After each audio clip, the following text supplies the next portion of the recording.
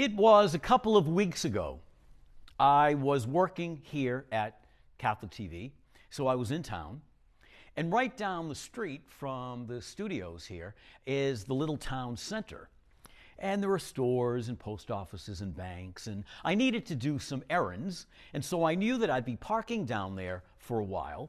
And I keep in my car, like many people do, a cup of quarters for parking meters. So I reached into my cup, pulling out 3 or 4 quarters. And why this occurred, I don't know. But when I looked down at my hand with all the quarters, one, for whatever reason, stood out. It really shouldn't stand out because it's actually, it's kind of dingy. It's hard to actually read, but I did indeed try to read it. And I noticed the year, 1983, the year I was ordained. This year will be my 40th anniversary as a priest. And so I said, wow, my anniversary quarter. So it's so dingy and stained that I decided I was going to clean it up, keep it on my desk. And so I went out that day and bought some Tarnex to put it in to clean it up. I put it in. It didn't get cleaned up. It was just as dingy and dirty and hard to read. So I decided I would try again.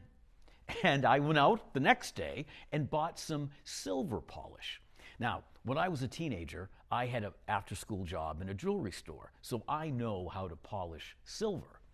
And so I took the polish, put it on the quarter. Now, they tell you to rinse it right off. Inside information from a jeweler, leave it on there. Let it work. And so I left it on there a couple of hours. Came back into the kitchen at dinner time, picked it up, didn't rinse it off, shined it up, cleaned it up, nothing. Still as fragilely tinged as it was in the beginning, but I said to myself, you know what? I don't care what it looks like. To me, the symbol will be my ordination. This is my anniversary quarter, symbolizing 40 years. The readings this day remind us of the importance of symbol and what symbol is meant to do.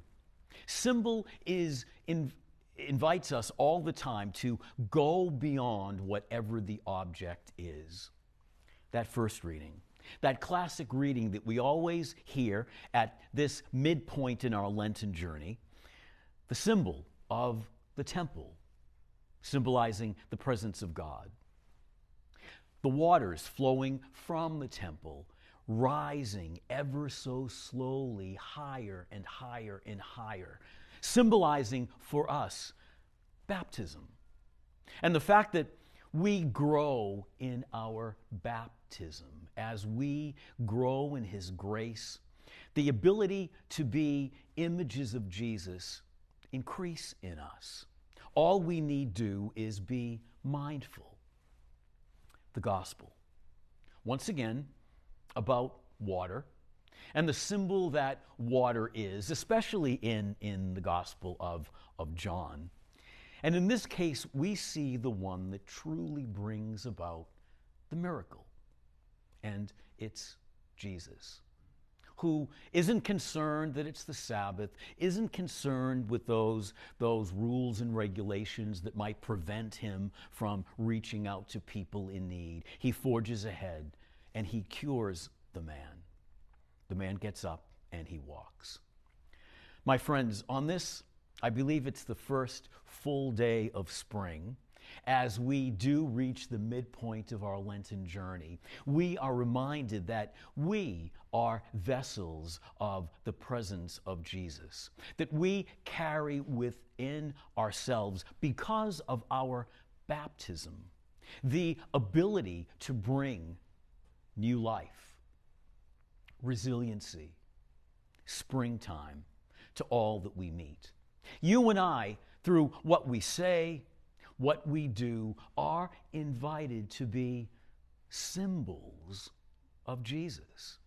Just as the water is a symbol of baptism, just as the temple is a symbol of God's presence, just as my dingy, fragile quarter is a symbol of my ordination, you and I are called each and every day in some way, sometimes large, sometimes very small, but so important, symbols of Jesus, his love, his care, his consoling heart.